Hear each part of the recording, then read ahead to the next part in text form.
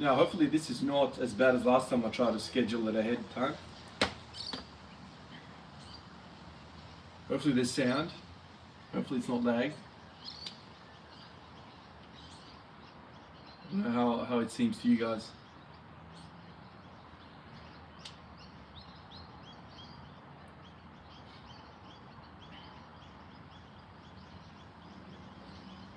So far I'm not seeing any lag, which is good. Hey guys, Derek, how are you? Joel, nice to see you guys. Alright, how are you? Beautiful. Hi there. Hello, hello. Carl, what's up, man?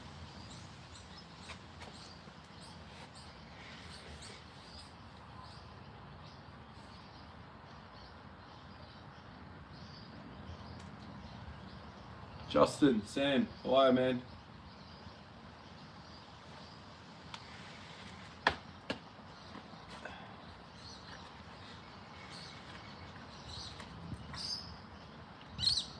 Jacob, welcome, man. What's up, Jeffrey?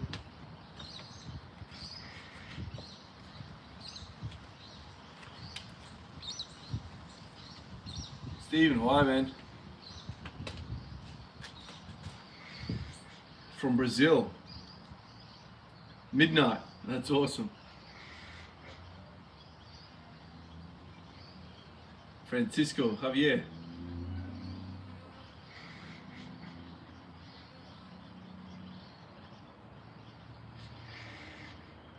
Nice, Carl. Finally got me here. Deco. Hey, yo, man. What's up? Hello, hello, hello.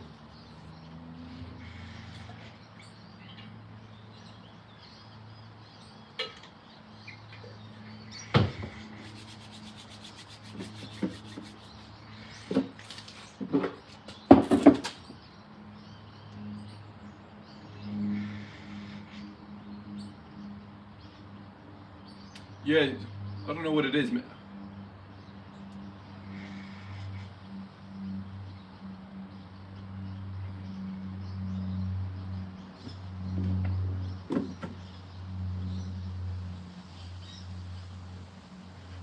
Oh, that's all right, man.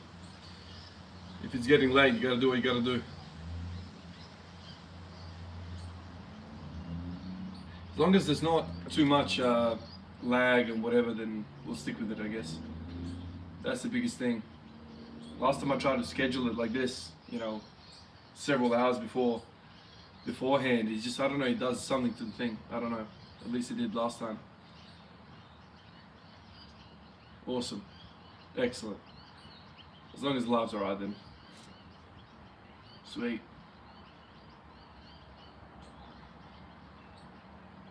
Nice. Beautiful.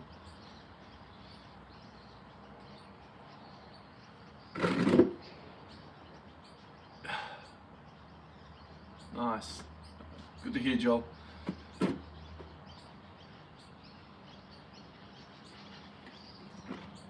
The birds are back, yeah, man. They're always around. That's why I love training here at home. They always have something to say. What's happening today? So my throat is less swollen, which is good. So, I mean, clearly it's not going to be a full session yet, but I'm thinking front squats today. And last night, as I was kind of like laying there in bed, I started wondering about push presses. I'm not even doing strict presses now, but push presses seem to be an interesting thing to me. It's one of those things, like, I feel like I don't even know what my max is with the push press. The reason why the push press is interesting to me is because it's basically a full body exercise. I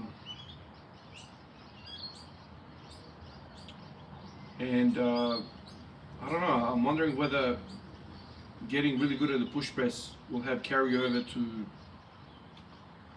I don't know, leg strength. I don't know what the limiting factor is with push pressing. But I'm thinking it will train the calves, it will train the quads, it will train the core, it will train obviously the arms as well. But obviously there's a bit of a technical requirement there, you know, resting it on the front rack and then dipping and delivering, you know, the power through it. So I don't know, I might do that today, just mess around with it and see what I'm capable of. But the right adductor, man, it's still freaking bothering me, man.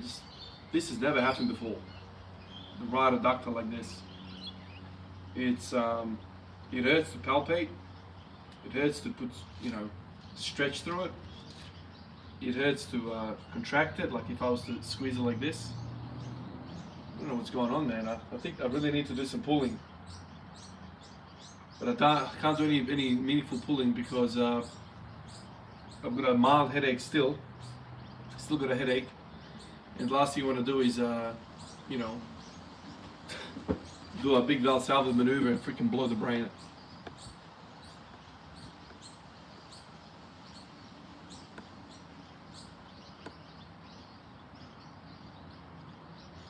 Yeah, Carl. You know, I definitely see myself doing this for a very long time.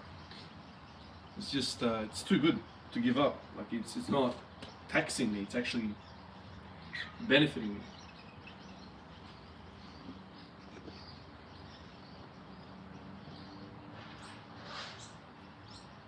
Divana Gums. I think I'm saying that. Dave and Gums. Thank you for that, by the way. I'm struggling to hit 315 squat. Any advice, brother? Obviously, you know, I'll need to know more information about what's going on, but 315 squat depends on your body weight. You know, if it's, you know, for me, you know, 315, so that's 140, what is it, 142 kilos or something like that. You know, so if you're like a 70 kilo fella, it's a big step. You know, it took me a long time to get a double body weight squat. For some reason, that was like a big deal for my body. And then after that, obviously, it's still hard. It's still hard to kind of get it going. But, you know, assess, you know, see what's going on, man. You know, I'd love to have more of a chat to see what's really going on with you. You know, what have you tried? You know, because we're all kind of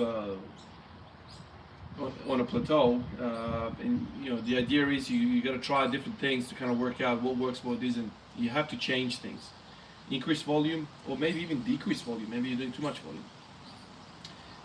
You can play with the frequency to get that volume. You can drop the weight, increase the weight. You can play with the accessory exercises that you got on right now. You know, one of the first thoughts is always, what's weak? What have you assumed that is keeping you back from being a better squatter? What's lagging behind? That's for me the biggest question of all these things, because every lifter has something holding them back. You know, I keep referring to like a video game kind of stats, attributes, distribution. There's always something somewhere that's going to get you into trouble. And then when you address that thing, you know, that's the least likely now. It's become one of your strengths, but then something else has become the rate limiting step. You know, that's another little term, rate limiting step. It's like a chemistry, you know, phrase. So you got to work out what's holding you back. Is it the quads? Is it the adductors? Is it the glutes? Is it the core? Is it mobility? There's a lot of these different things, and you know, obviously, like there's no one answer for everyone. You know, it's highly specific. I know, you know, it's not exactly nice to hear questions like this, these general kind of answers, but that's where you know, those are the thoughts. You know, I mean, this is where coaching comes into it, because the coach knows a lot of these things. But you know, I'd want to see you squat. I'd want to see your program. I'd want to see your thoughts. You know, what's your focus in training, and then you start to kind of unravel some of these things. Good night, Derek.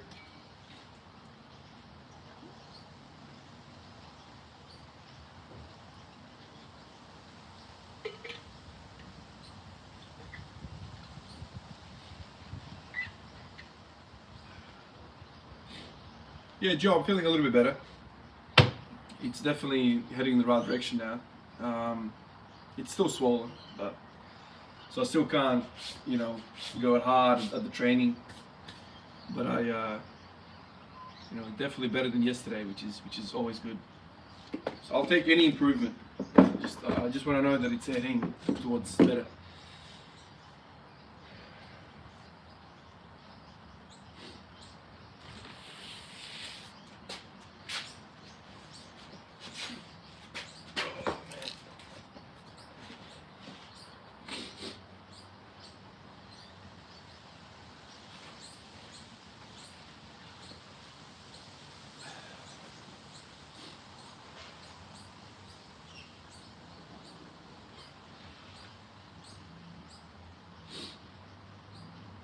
Oh, I wish I was doing block pulls, man. I can't.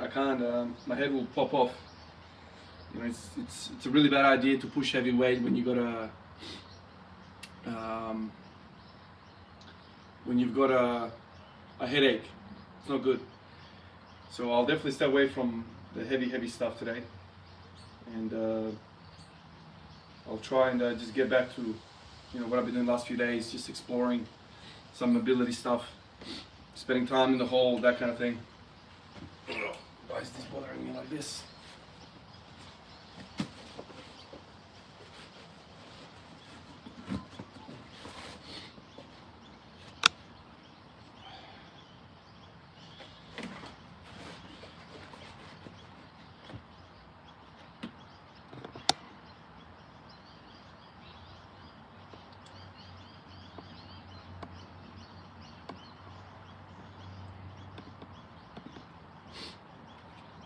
Oh man.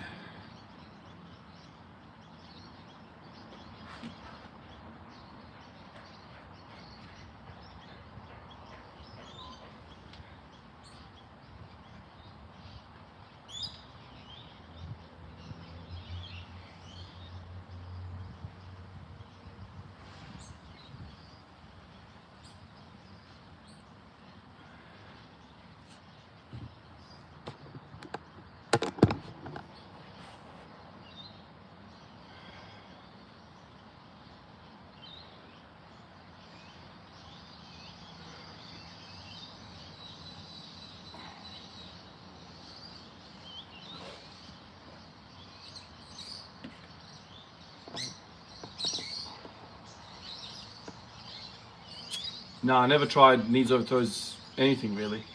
Lunges, definitely not.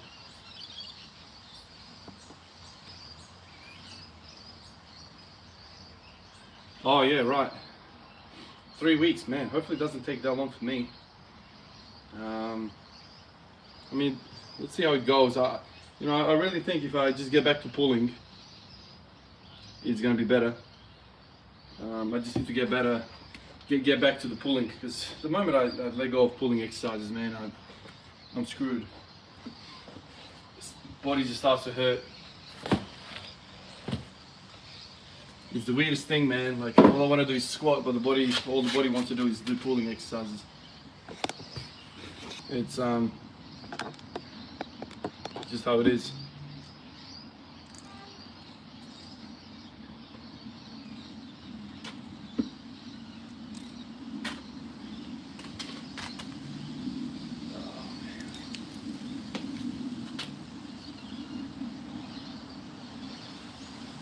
Stretching. Depends what sort of stretching. Like if you're talking static stretching, probably not a good idea to do it beforehand. But if you're doing like, you know, active stretching, like what do you call it? Ballistic stretching. Well, what's the word I'm looking for? Like where you're actually, you know, not holding a stretch, you're actually using movement. That probably benefits you. But you know, in my experience, every single time I've you know, gone into a stage of stretching, before or after, I always felt weaker, man. Always got me. Dynamic, yeah, that's it. I always got weaker. I don't know what it is about it.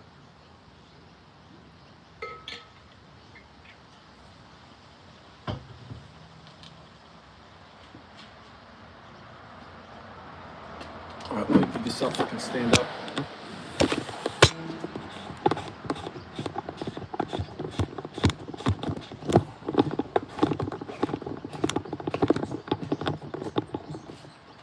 That's better. I want to stand a little bit.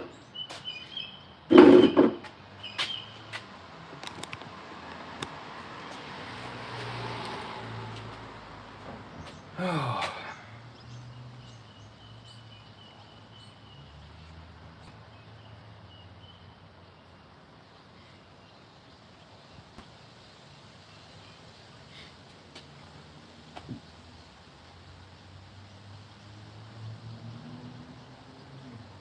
Yeah. The Evo's still here. This is the Evo. It's chilling out here. Can you see it? There it is. Right next to me every day. It's always just sitting there having a look at my squats every single day.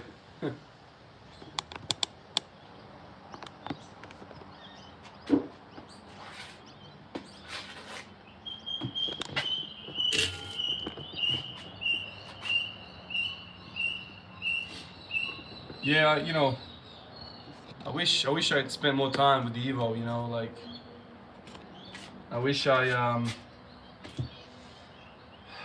you know, put more money into it and whatever, but life doesn't allow that stuff to happen anymore, you know. There's bigger priorities, better priorities to worry about. You know, but if I had heaps of money and whatever, I would definitely, you know, new turbo cams, exhaust manifold. That's what I would do. Clean up the interior a little bit. It's a lot of fun. A lot of fun to do this stuff. But you know, money pits, man. Like there's never ending. You know, and the thing I've kind of realized is that the more money you put into these cars, the more performance you get out of them, the less reliability you get out of them. And so it becomes like a negative feedback loop, like a downward spiral, where it just gets worse and worse for you. Whoa. Okay, brother. Please don't sting me, Mr. B.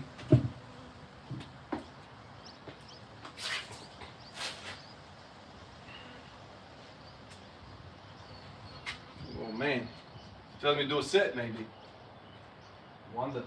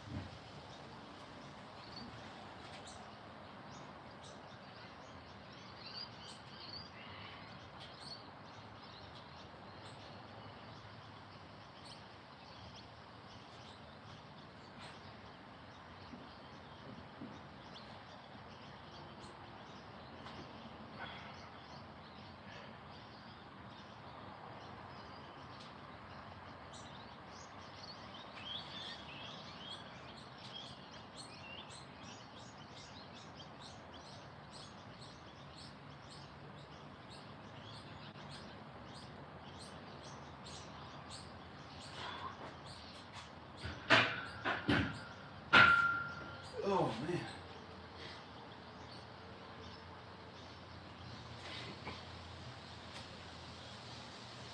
It's really weird. I don't have any discomfort when I'm front squatting in the adductor. It's just bothering me when I. It's bothering me when I do back squats. Front squats are alright. Just back squats.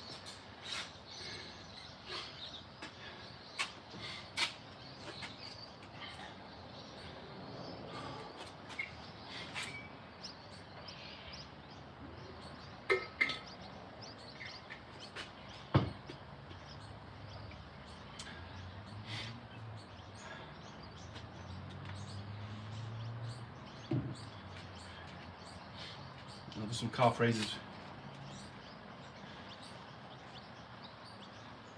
Maybe you guys want to see this. I'll do my calf raises. Oh, I can't really catch anything, can you?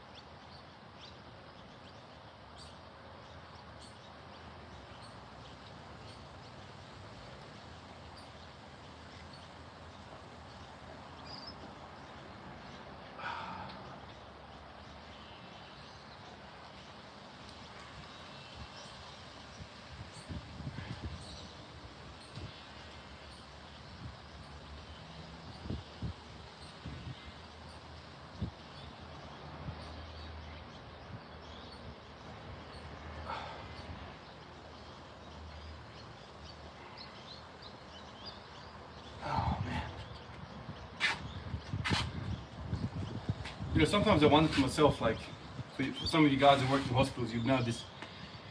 You know, as soon as people get admitted for, like, you know, any extent of time, really, you know, we give people like these blood thinners, injections, Clexanes or whatever. It's like a prophylactic kind of protocol against clots forming in people that are inactive in hospital. You know, people get jabbed with these injections. You know, predominantly people get, you know, deep vein thrombosis, like DVTs in lower legs and whatever from inactivity, right? Because when people are sick, people become bedbound, kind of, you know, or less mobile, less active. So, you know, stats, science, research, blah, blah, blah, we give people all these injections. And I always thought to myself, man, this is how my brain works. I always think to myself, what if we get like a seated calf raise machine every ward? And so we just get these people to come in and they do calf raises instead, rather than like doing chemical therapy, you know, pharmaceutical therapy. Why don't we actually do some stuff which actually pumps the calves, works the calves? Obviously, not every patient will be suitable, blah, blah, blah. But every time I train my calves, I always think about how people say, you know, the heart is like a second heart pump, peripheral heart, you know, because it sends that blood back, you know. I don't know whether you guys realize, but what sends the blood back up the body, back into the heart? You know, the pressure in those veins is very, very low. Like in the arteries, the vessels which take blood away from the heart, you know, they've got a lot of blood pressure. They're like muscular, you know, lined vessels, so they can vasoconstrict, dilate according to what we need. But if you think about it, like what sends the freaking blood upstream? Obviously, there's residual blood pressure, you know, from the arteries. But what's responsible is actually our movement. You know, so if you move a lot, the blood gets back to the heart quicker. So there's a lot of you know, involuntary contractions like within the calf complex, within the lower legs, which aids in returning the blood. So it's, you know, whenever I do my calves, I always think to myself, like from that side of it, like I'm actually doing myself a really big service here, you know, preventing DVTs, preventing blood clots in the lower legs. I know it doesn't sound, you know, something that we should all kind of get concerned about, but for people that are like in their 50s, 60s, 70s, up, you know, if you're going to go on a freaking 10-hour flight, that's a concern. If you're going to go on a train ride, long car ride, inactivity, that's a concern. You always think about that. I don't know how many people I've seen in my career who have this clot forming out of nowhere because they went on a long flight.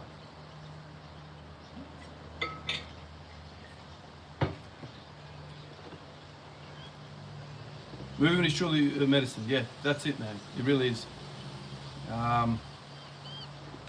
You can see where some of my ideas kind of form when it comes to all of this. I don't know.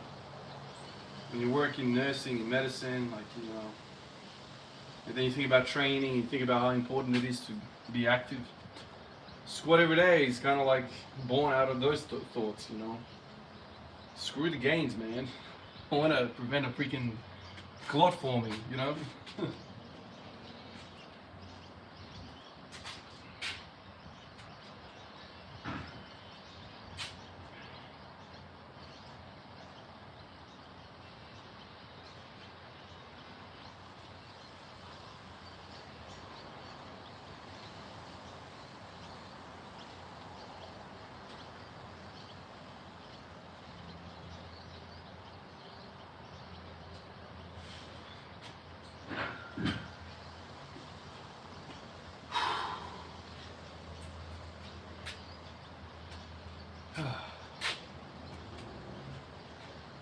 What success to failure?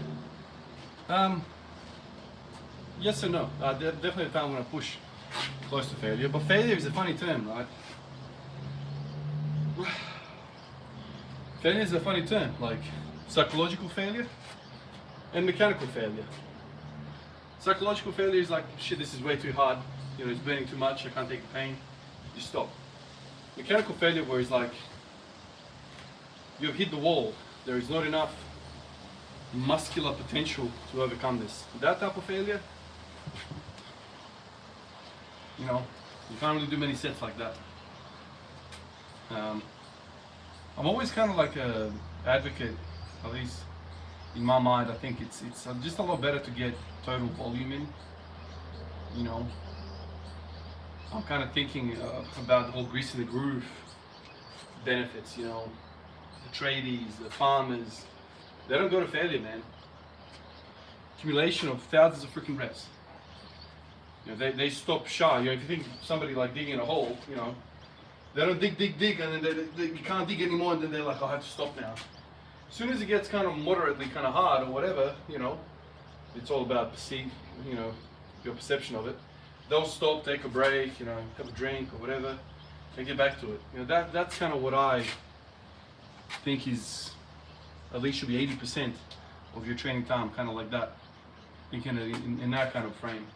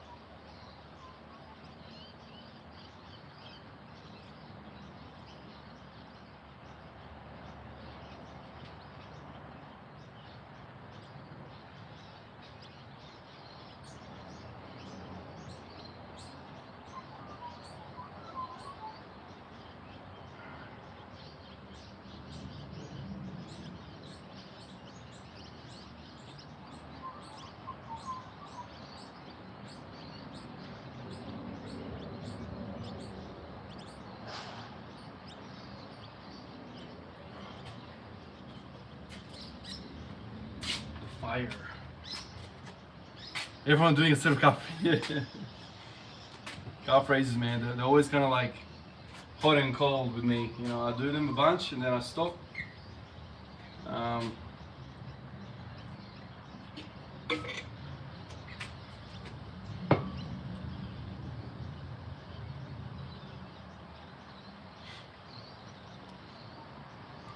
Angel, thoughts of why, man? Thoughts on any early intermediate programs or splits for someone who wants to improve strength and aesthetics? Early intermediate. Oh man, you got so many options. Like the thing that I had, you know, experience with is not extensive, but like 531 Wendler stuff, Mark Ripito stuff, you know, the 5x5 stuff, starting strength. I read both of those books. I think there's two, maybe there's more. Practical Programming by Mark Ripito. I read that book. Oh man, there's so many ways you can do it, man. You know, like you can do. I love Smolov. I don't know if that's an early intermediate. If you want programs, that's kind of like there's always the Candido programs as well. You can do that squat program. There's so many options, man. Just depends what you want. Like if you want aesthetics, I don't know. Like I've never been concerned with that much. Like ever since I've started properly training. I don't know. Aesthetics. I guess that's more diet related. But if you want strength, like those are some of the things that popped into my head.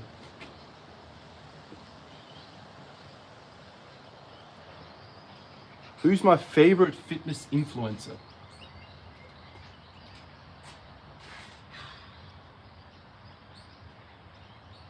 My favorite? I don't know if I have a favorite. You know, to be honest with you, I don't really watch a lot of fitness stuff. Like I watch mostly highlights, NBA highlights, football highlights. I watch a lot of like, you know, podcasty stuff. You know, mostly NBA as well. Like the JJ Reddick podcast, I love that.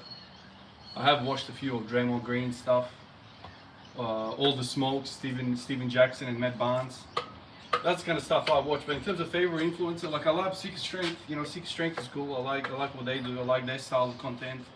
It's just a conversation. You know, basically you could have a beer in between you and that phone that you're kind of watching it on, and you feel like, you know, they're in the room with you. I like that kind of stuff. I like mature stuff. But my favorite influencers back in the day were like Elliot Holtz. You know, that I learned a lot from that guy, man. Before it all kind of changed, went upside down, man. Like it's all completely changed. But that's Elliot Holtz. Do you remember the twins? You know, the Hodge twins. Yeah, that was kind of like a good laugh, more so than anything. All of that had good advice as well. Who am I missing? The thing is, like, the trouble with a lot of influencers, at least that I've kind of seen, is that sooner or later, like once they get to a certain size, everything changes, man. Like, I don't know whether it's the money, the sponsors, I don't know what it is, man, but people just change, man. I don't know. Just the stuff that made me fall in love with them has kind of disappeared, and now I'm like, okay, so what do I do now? Like, I don't want to watch this stuff. You know, like with Elliot Holtz, man, eventually, like, the videos didn't even star him, you know, like, it wasn't even his own videos, there's some other dude running it. And another guy, it's like, man, like, it's not Elliot stuff. I want to watch Elliot. I want to watch him talk to me. You know, and that's the trouble I have with all this stuff, man. It's like, I don't know. Not that I'm anti-money. Everyone needs to eat, and I know, like, if you're gonna, like, I feel it. Like, if you're gonna make really good content, really good content, you need a lot of time. And a lot of these guys, you know, they start, you know, they have families, they have mortgages and all of that, and so they're like, okay, let me get a little bit more money from the thing that I'm doing right now, so I can keep it going, because I can't keep it going if I continue the same recipe. And so people's, you know, lifestyle changes all the time. Like I feel it as well. Like, you know, I don't have endless amount of time to do this. But my point has always been, like, cut all the other crap. Like, just give me the raw content. Give me the raw content. You don't have to spend 50 hours every video on editing. Minimal stuff, man. You know, I just want the content. I don't need you to put me like fancy transitions and all this sort of stuff. Simple stuff. You know, like what Seeker Strength does. Put the camera, turn it on, sit out of the freaking chair and have a chat. Well, what's the topic today? Oh, it's going to be about calf raises. Let's talk about calf raises. End the video, upload the video, done. I don't know if that kind of content, like what I have in mind, if that can ever go proper big. Maybe it can't. Like, you know. So a lot of people, like, feel like, oh, okay, so Ashley Next does these kind of videos, so I need to follow in his footsteps, and then it kind of just gets out of whack.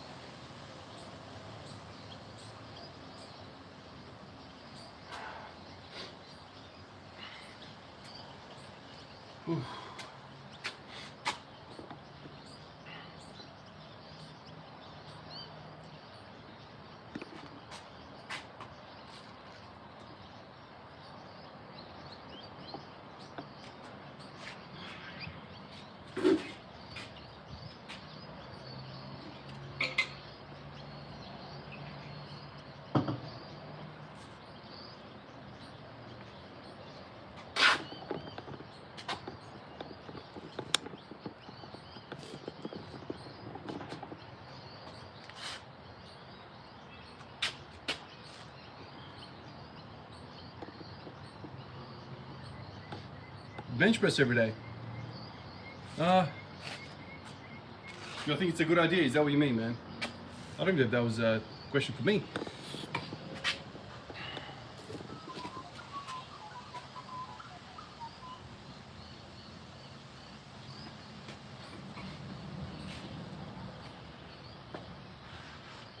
Yeah, always squatting in flat shoes, man. That's my preference. Just feels the best.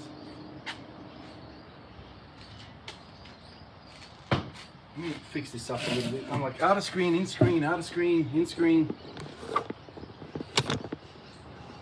Is that?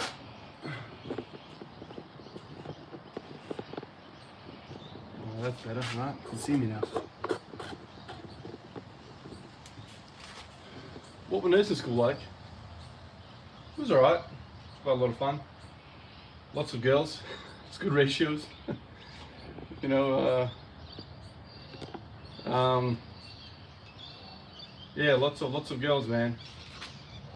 I didn't really try for most of it really until third year, until the prospect of getting a job, you know, started concerning me more and more, and then third year I kind of knuckled down and did better in assignments. But nursing school was fun, man. Yeah.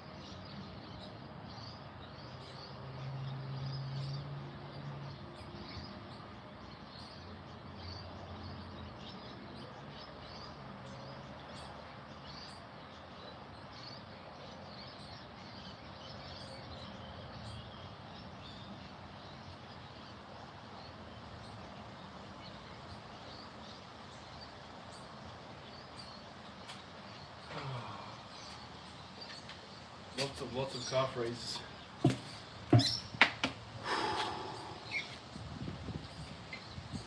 Do I have a favorite set rep percentage?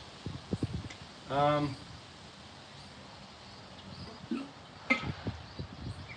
think like sets of 10.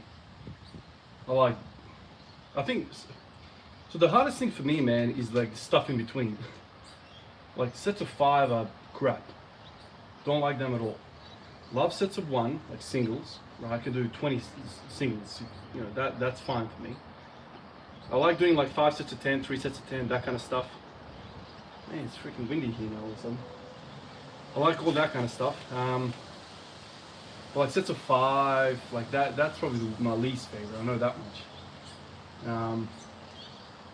It's just brutal, man. It's so heavy, and you know, rep 3 and 4 are unbelievably difficult. Rep 5 is okay because it's like the finish is near. Sets of 5 is the worst. Recommendations for working on imbalances. What's the imbalance? That's the key. That's the 90% of the story. What do you think your imbalance is? What structure? Then you go from there. That's the key to work out. You love 5x5 is the best, yeah. Well, this is the thing, you know, it's the hardest and it's probably the most efficient, effective. If you think to yourself, the stuff that's the hardest is probably the stuff we should be all doing. Like that's the stuff. Start to plateau back on squats. Can't. Squats had constant bracing, breathing issues. Started squatting without a belt to work on form after catching one of your streams. Now I'm back to making steady progress. Nice, man. Well done.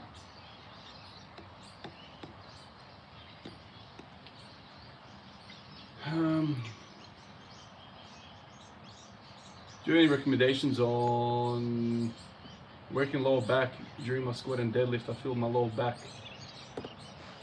more than my legs. Brandon, man, welcome to my world. Steady diet of RDLs and block pulls, rack pulls.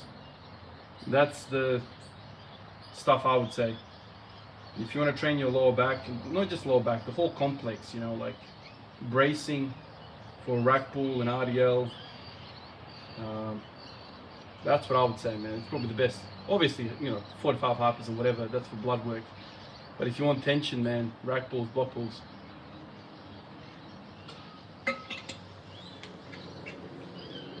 Yeah, I want to get back to ollie lifting, man. I really do.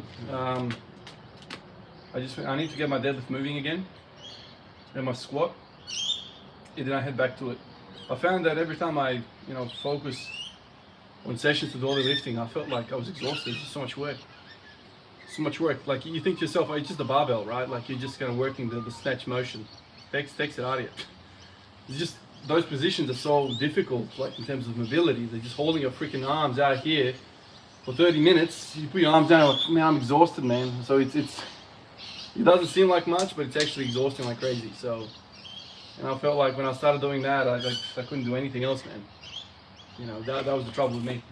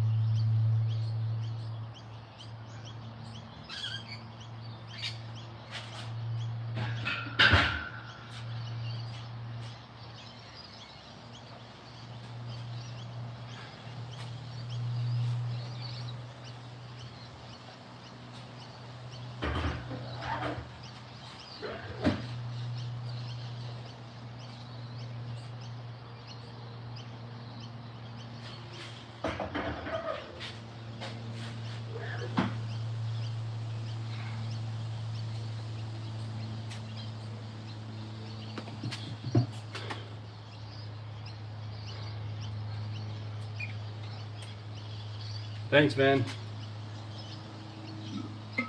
Yeah, they're not giving me trouble with the adductors at all. It's the back squat that's giving me trouble with the adductor. I'm gonna work that out, what that really is. Weighted glute ham raise with a barbell. Strong power. Oh yeah, that's great. I've done that. Weighted glute ham raise. I've just done the back extension on the GHD, but I've never done the ham raise bit. How far out do you program your workouts? Program is the wrong word. I have focus points. So focus point being like, okay, lower back, you gotta get stronger in that section of the body. Rack pulls, block pulls. It's been like several weeks since I've had that idea. And then I'm progressing the sets of 10, progressing the singles on that. So hit a single, sets of 10, do 3 sets of 10. Now I'm doing 5 sets of 10. So that's great, that's progress there. That's kind of what I'm doing, focusing. But there's no program. Like I don't know what I'm gonna do. Like, if I rock up on a day where I'm supposed to push heavy and it feels shit, I'm not doing the 5 sets of 10 or 3 sets of 10. But program is a too harsh of a word for me. I don't do programs.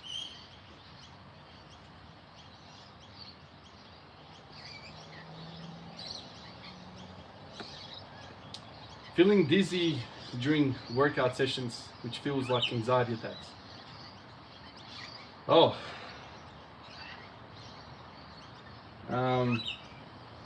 It's hard to give advice on that, dude, because dizziness can be caused by many different things, man. Get checked out, get blood work done, get ECGs done, get all that done, and then you can go from there. But me telling you one way or the other will probably send you down the wrong track. You need a proper medical workup to work out what's going on.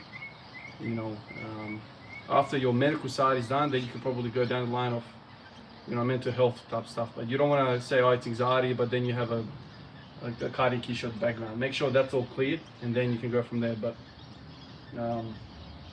anxiety and all that mental health stuff needs to be further down the list. The first stuff needs to get crossed off the list, which is like the the stuff with the heart and the lungs, with the brain, that kind of stuff. That's what you gotta work out first. If you're clean on that, and then you can start talking about other factors. But yeah, I really don't want to say anything to prevent you from getting the right stuff that you need.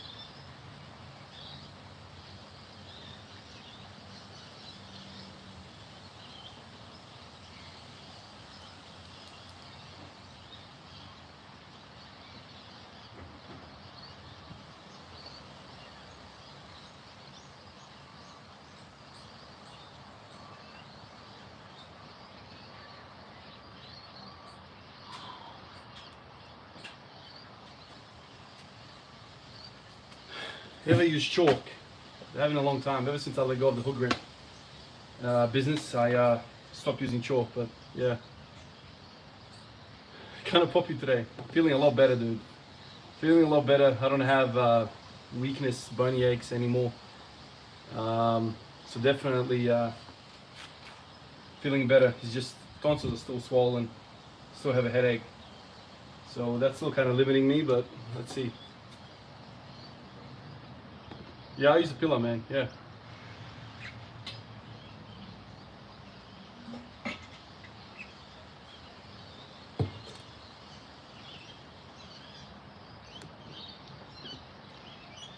Caden, thank you so much for that, dude. I barely just caught it.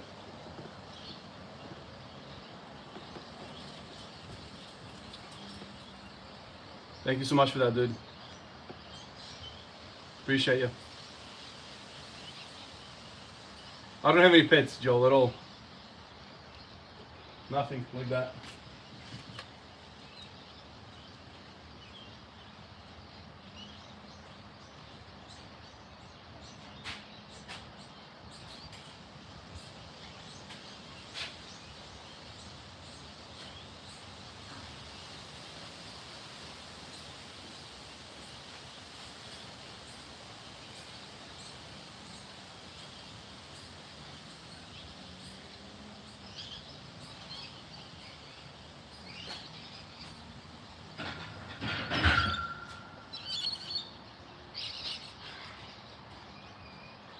It's getting a little bit windy in here, man.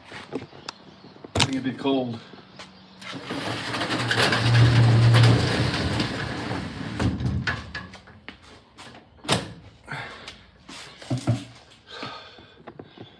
Close the garage a bit.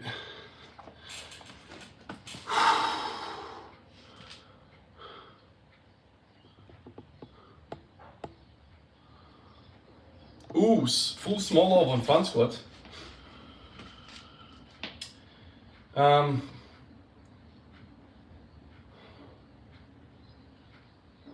Yeah, man, I've never thought about that, to be honest.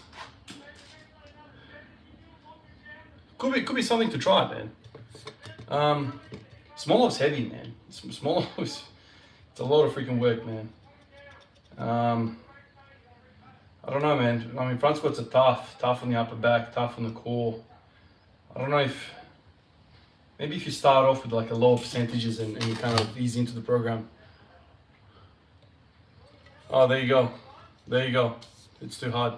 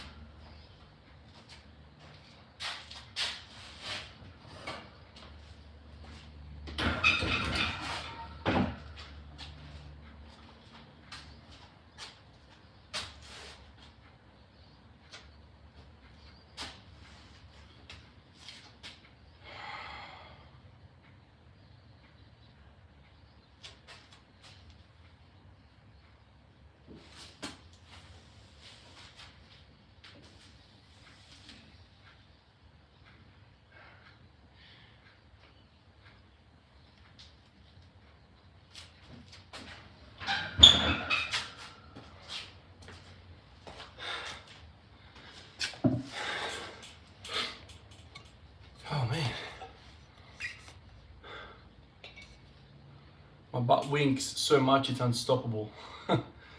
What are you doing to improve, man?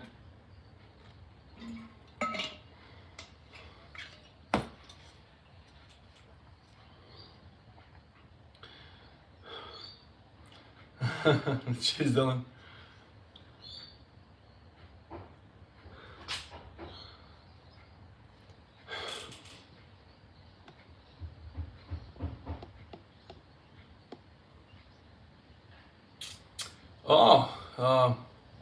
Genghis, that's never crossed my mind to do public speaking. I don't know, never really entertained that idea, man. Hey guys, hello. What program are my kids running? Are you working on flexibility? Yeah, well, I mean, you can always do that, definitely. Try working on strength, hip flexors, along with it.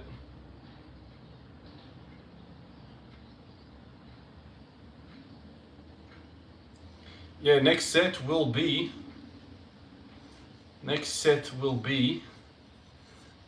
160.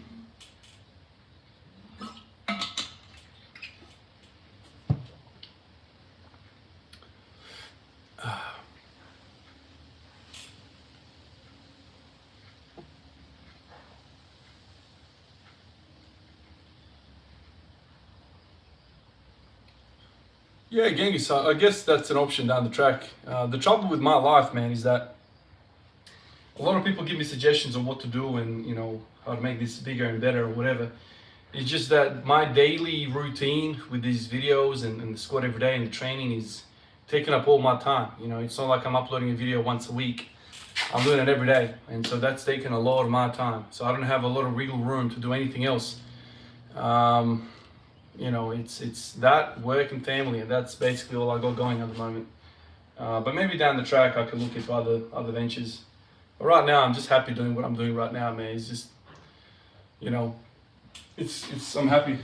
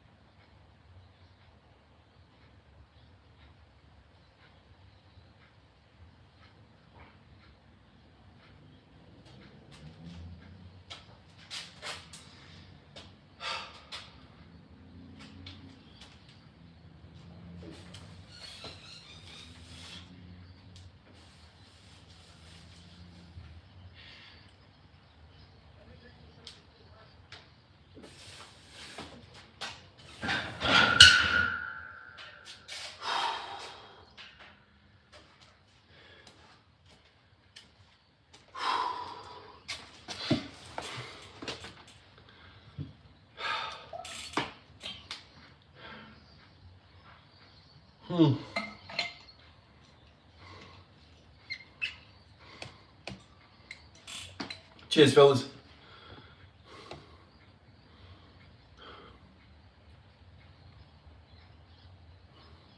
Nice, Jesse. Deadlifts and back squats, that's a workout.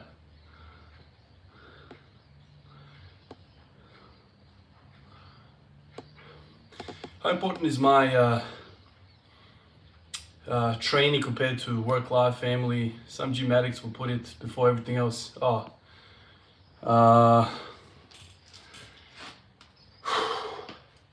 Definitely not before family. Family is always number one, man. Like if you, I mean, I don't want to speak for everyone else, man, but if you put anything before your family, I don't know if your priorities are right. At least for me, you know, if you don't stand for your family, I don't know, man. Might be wired differently, but family is always number one, no matter what. And in turn, if you give so much time towards your family and you put them on that first place, they will support you in your ventures that make you happy. You know, so, you know, my wife knows very, very well how important this is for me. You know, it's really important for my mental health, for my satisfaction in life, for everything. You know, so that's the thing. Like, you know, your family will only enhance your life if you give them what they need. It's a tennis match, man. You know, it's definitely not, you know, number one priority in my life. Definitely not. But this is the thing, like nobody spends 100% of their time with their family, you know, no one does that. So everyone does other things, you know. And when you ask people, like I say this all the time, like my favorite question is to ask people from work or wherever we are, you know, what do you do when you get home? You know, a lot of people say, I'm gonna go home, you know, drink a beer or two, walk the dog, have dinner and go to sleep. You know, I mean, in my eyes, you know, that's an opportunity for you to do something constructive in terms of this stuff. You know, a lot of people think like, you know, you got to spend 3 hours doing this. No, you don't, man. What you're seeing here is a, you know, very, very long way down the track of somebody, you know, training and developing a passion and progressing and all of that. You're not supposed to do this day one. You know, this is not something you do day one, man. I've been at this for 8 years, man. You know, you don't give a training program to a freaking beginner that, you know, the same as somebody that's 8 years down the track. You know, I always say to people, man, you got 10 minutes. I could absolutely annihilate you in 10 minutes. I would end you in 10 minutes. So when people say, oh, it's not enough, what's not enough? 10 minutes is not enough? Man, if I had 10 minutes with you doing hill sprints or go to the sand pit, run sand dunes, 10 minutes will have you vomiting, you know. So when people say I don't have time, man, if you got time to take a shit, you got time to train. There's no way about it, man. That's what I have to say on that, like in terms of, you know, having a balance, you know. So everyone can get training in. There's basically no excuse anybody being out of shape. If you're out of shape, it's on you. All right, what's next?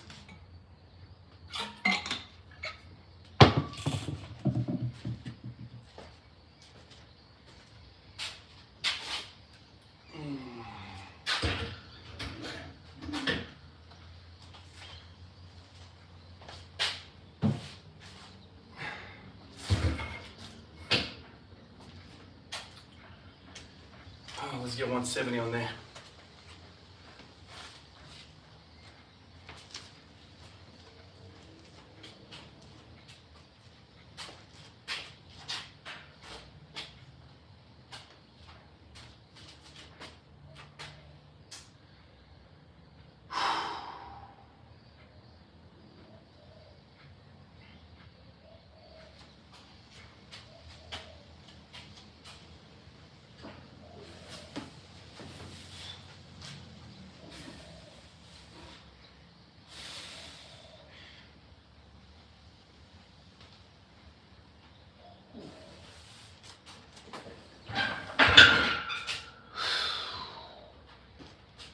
Shit, that was heavy. Fuck. Oh, man.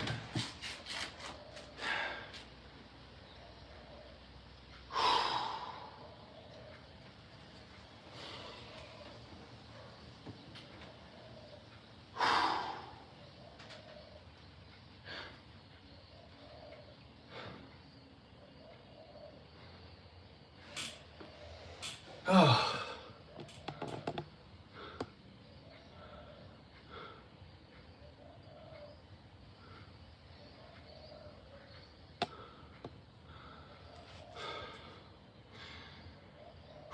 Cheers, Miz.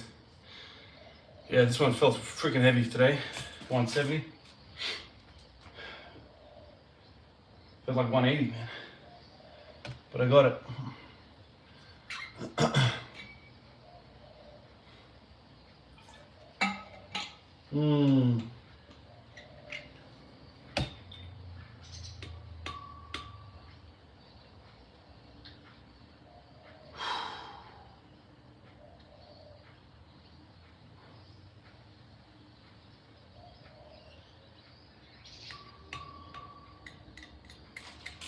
What to do now, huh?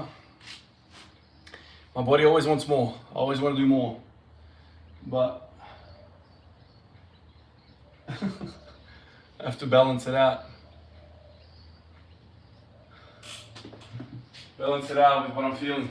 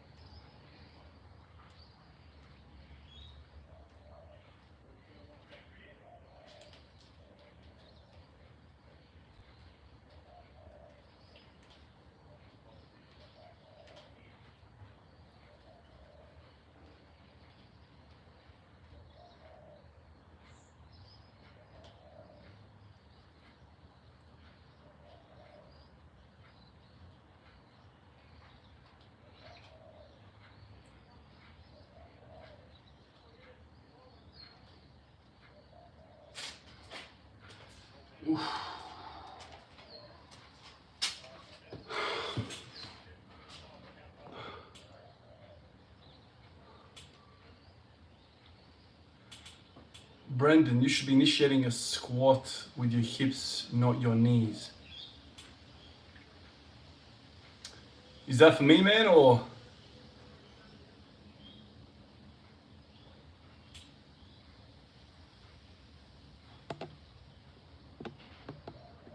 Oh yeah, you guys are having a chat. Yeah, if you got knee pain, man, look at your hips. Look at the hips, hamstrings, glutes, all that stuff. But yeah, sitting back a little bit and evening out the distribution of work knee to hip is a good idea, definitely. It's all in the hips, man. Appreciate you, Brendan, man. Every day, man. Keep at it every day. There's no conversations in my mind. Do something every single day. Pharmacist. I can't do it. Oh, if you're doing 12-hour shifts, man, you gotta do it beforehand. Wake up earlier and spend half an hour doing your business and then go to work. After 12 hours, man, it's not so much the body's tired, the freaking brain's fried from talking to people for 12 hours or whatever you got going on. It's too hard that way, man. Do it beforehand.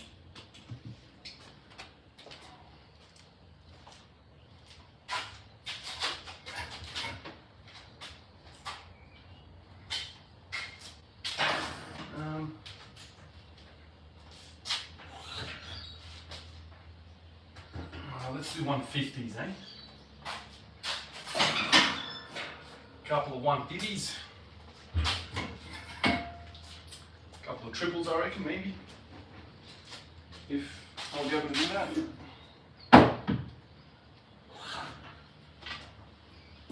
$150 for a bunch of triples. Let's see how this pans out. Freaking volume work, man, with front squats is so taxing. So hard in the upper back. Well, let's see if I can do it. 150.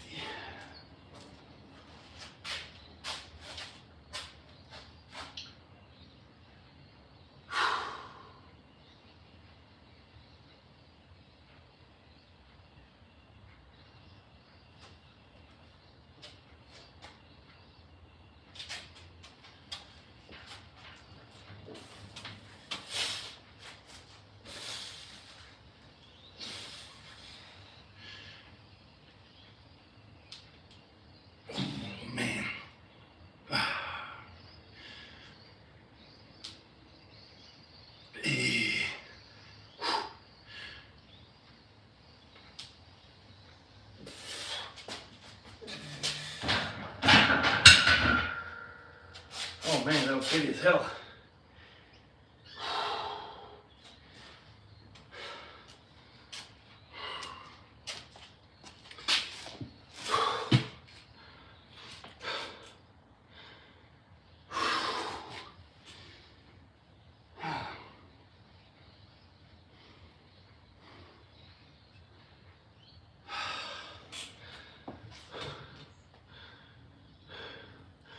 Oh, Mike. I don't have a lot of space to buy anything new. I hate having crap around that I don't use, I hate having shit lying around, like, this portable squat stand you see on the right hand side there. Well, right in front of me. Like, it's great, don't get me wrong, I have the ability to go squat anywhere, but I don't need it, it's not it's just sitting around, taking space for, the rare occasion that I can go outside somewhere to do it, have an excursion. Most of the time it's just sitting there, so I don't like the idea of having crap that I don't use. And my mind's always changing on what I should do, the exercises, the focus always changes. And so, like, if I buy a 45 hyper, then a GHD, then I buy this, then I buy that, I buy an SSB. Like, what if I take the SSB, buy it, whatever, the money doesn't matter, if it's an investment for my goals, and I use it for 2-3 weeks, and then I don't use it again for like 6 months. Where do I put it? Just lay it on the ground, or like, it's a bulky looking thing as well, like, Then I gotta like move my tools out of the way. And, oh, it's just junk, man. The more junk you have, the more unhappy you are, man. I don't have all this crap laying around. I've got a dip belt, yeah.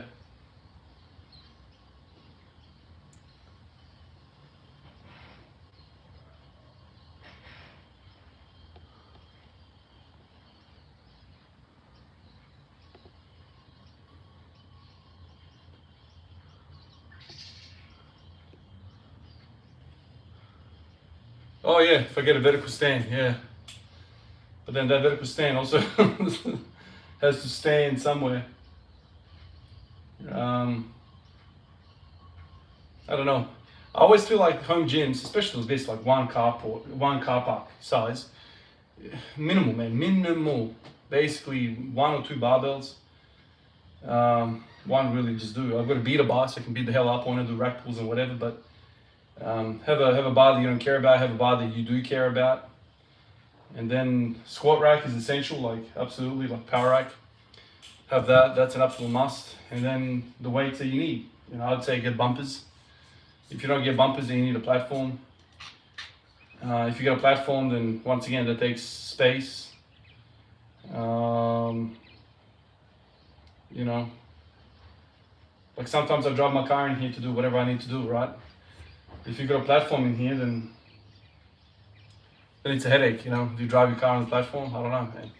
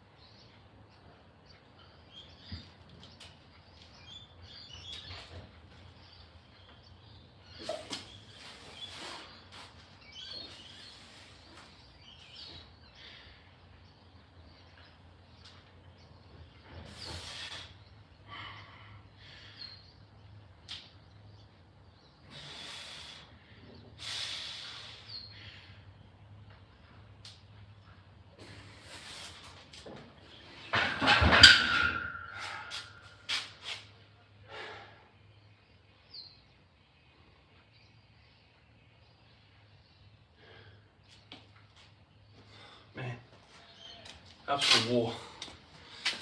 Rep work and front squat is war.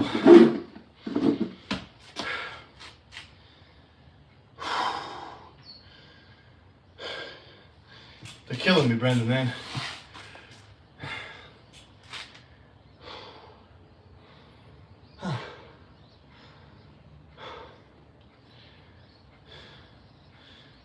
I reckon that's it. I'm not gonna do any more triples.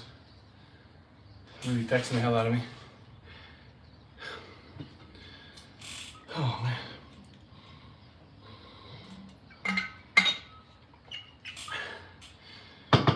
Cheers, man. Thanks, Joel.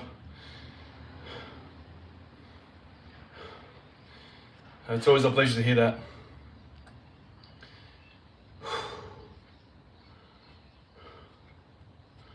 Tips on increasing bench press. You just got to get after it more, man. Bench press for me has always been about the work, the volume, the total volume. Just have to do more, man. Like 3 days a week, man. It's just a start.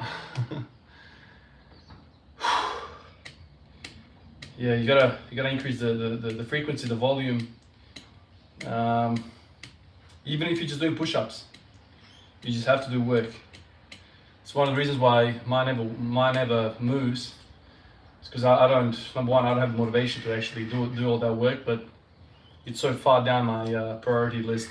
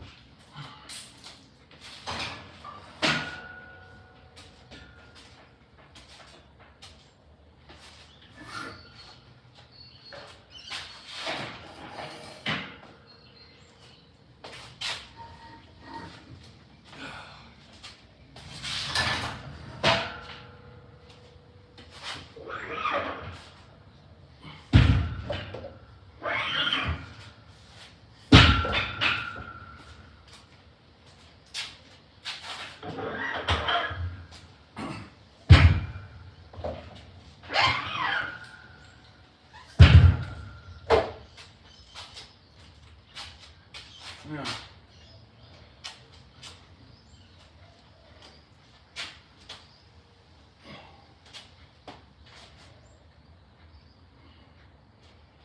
This is freaking uncomfortable, this. Oh.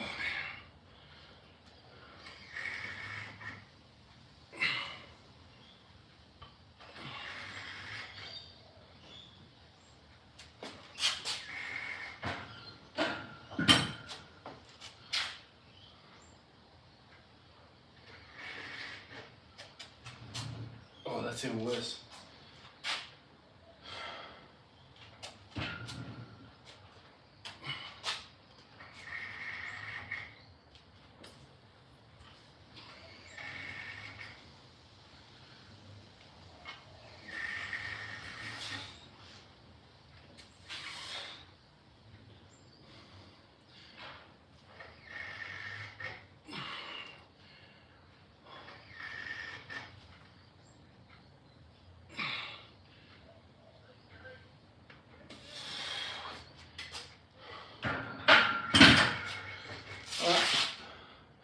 One thumb length away. All right.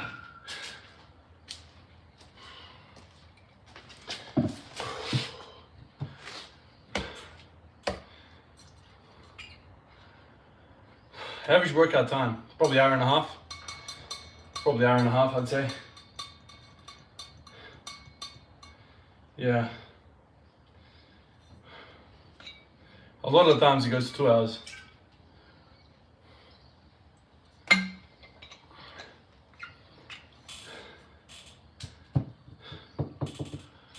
Catch you, Joel. Have a good one, man.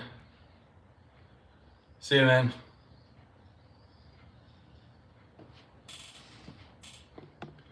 Were you closing your hands intentionally? I heard it reinforces your front rack position. Frank, you're talking about these push presses. Yeah, I'm trying to like close my hands. So I kind of get ready to catch the bar at the top. I'm feeling weird in the shoulder though, so.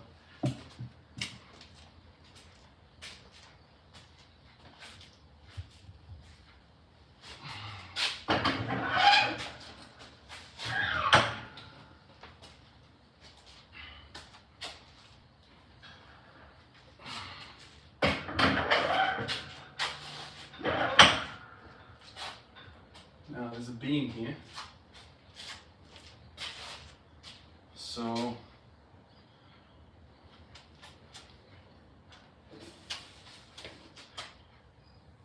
okay, so that's good.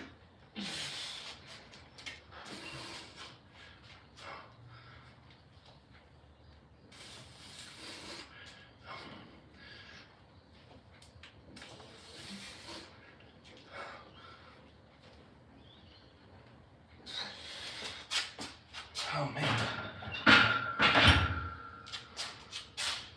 That is tough on the shoulders, man.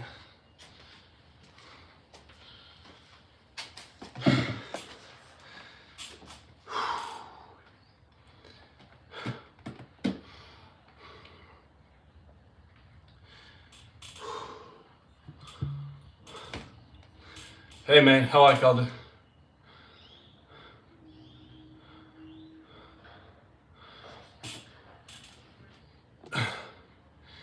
Mike, I don't have a lot of experience with push presses at all, man. But I thought I'd give it a go today. So I don't really know the comparison. Strict presses are good, but they limit you so much, man. Just getting it kind of past that 90-degree elbow joint is very, very difficult. Push press, man, I don't know. I don't know how much stronger people are with a push press compared to a strict press. But it allows you to handle more weight, so I guess that's always kind of a good thing. Push press, so push it up, and then on the eccentric you could, go down slowly, control it on the way down. That could be beneficial. I see that working really well.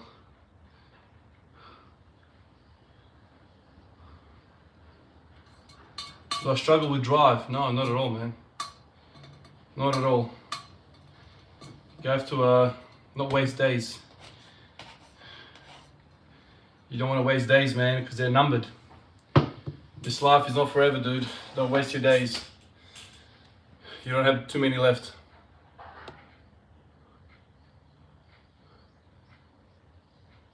Good movements like bench press. Love you, Dion.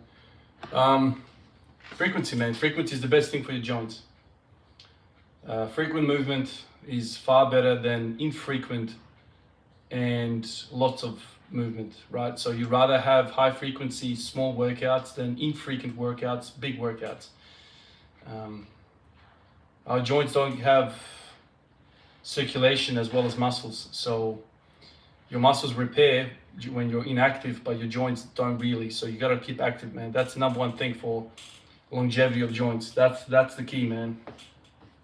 People don't understand that. People think high frequency is actually bad for joints. The opposite. It's actually the opposite that's true. And when you understand physiology, when you understand anatomy, physiology, and all that, you start to understand why that is. You know, through movement, your knees and hips get blood supply and nutrients and whatever. That's when you know, you gotta move. Gotta move every day, every single day. The day you don't move is the day that your joints are not getting flushed out.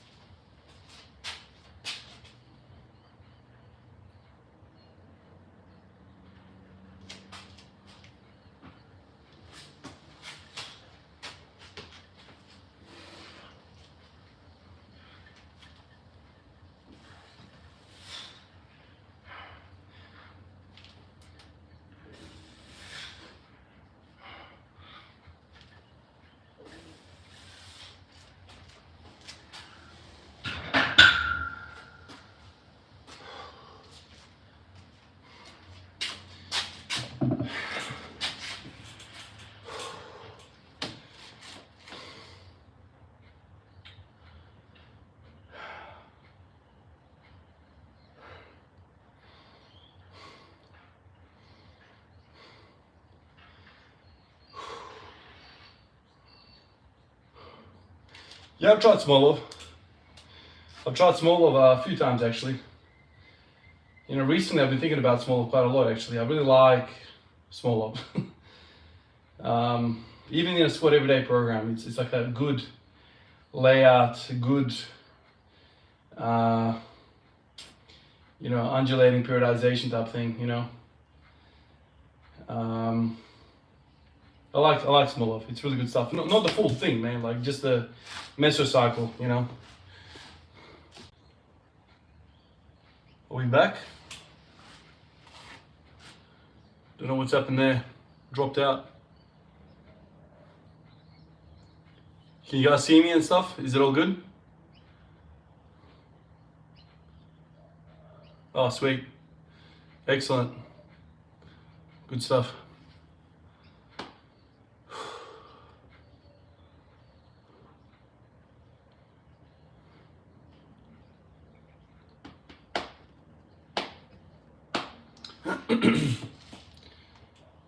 Over here, I think it's like 3 o'clock in the afternoon.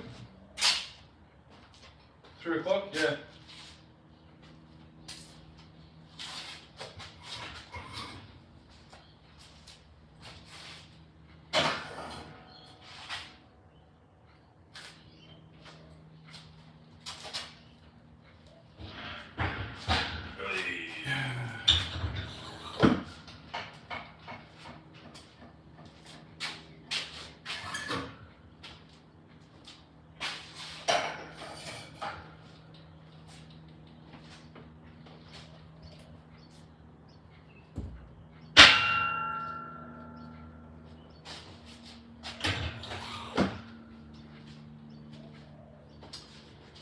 All right, let's try 80.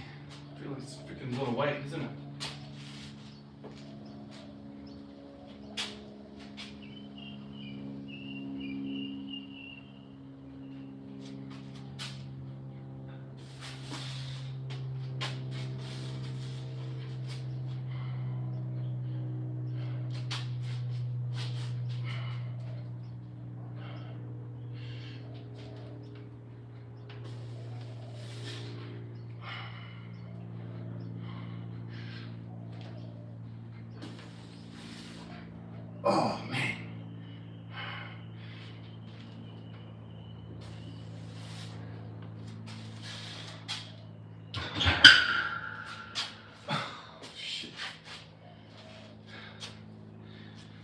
Oh, man.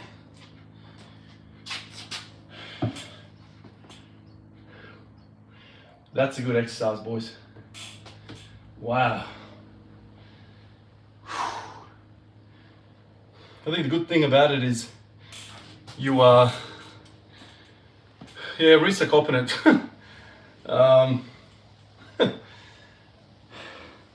But the good thing about it is use your legs to get it up, right? So using heavy ass weight. But on the way down, it's like a eccentric, controlled eccentric. It's a proven method to get stronger.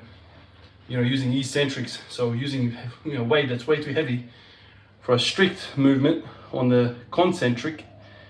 But as we know, we're stronger eccentrically, so you use that super maximal weight to do freaking reps with it eccentrically, so it's a really good weight kind of to get a really good volume out of it. Power from legs, that's it, man. Part of me, I'll tell you the secret of my madness here. Part of the thought was, okay, push presses are good for upper back, push presses are good for legs. It's beneficial for multiple things that I'm kind of interested in, but also push presses are going to be beneficial for me one day when I get around to doing clean and jerks, right? So if I get more comfortable under that weight, it's going to be good. So it's doing a lot of stuff for me. Dario, man, what's up, man? Just doing push presses now, man. I reckon I'll go to 90 now. I reckon I've got 90 in me. See what happens. I mean, clearly the legs are no problem. It's just how much leg power can you generate to overcome the weakness of the arms,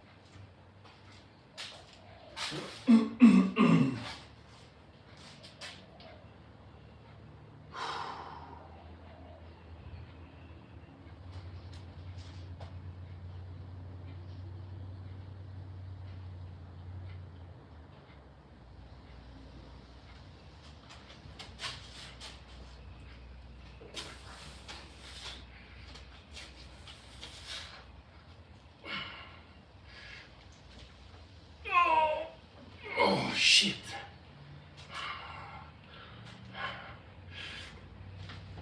Oh, man, no. Can't get it.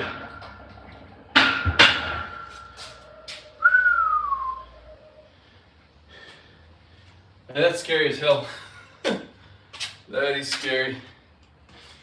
Wish I could watch that back. I'll watch it back later on. Reached the freaking component sweetly. But it's also that fear of getting underneath it, which is the whole point when you're like doing Olympic weightlifting, having that fear of throwing it above your head, catching it in that weird position. Anyway, that was a good bit of introduction to it.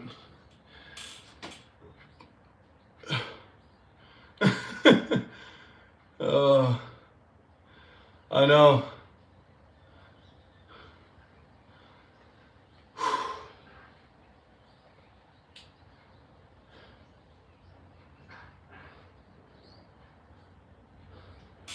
Have to get better at.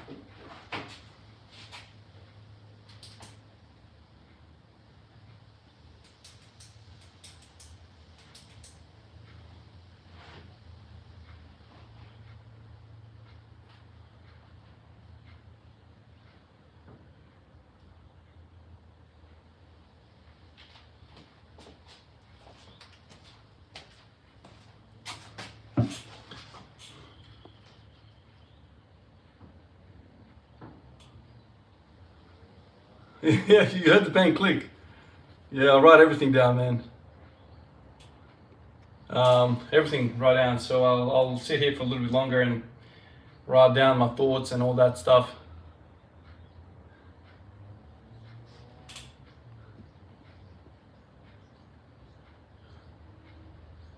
Yeah, I know. Video is always deceiving. What you feel underneath is a different story. Because it might look good, but then like internally you'll kind of think to yourself, 1 little gram extra and I fall off a cliff. You know, it's that's a weird thing about force and acceleration. It's like you're accelerating it, and then when you stop accelerating it, you're actually slowing down, and then you just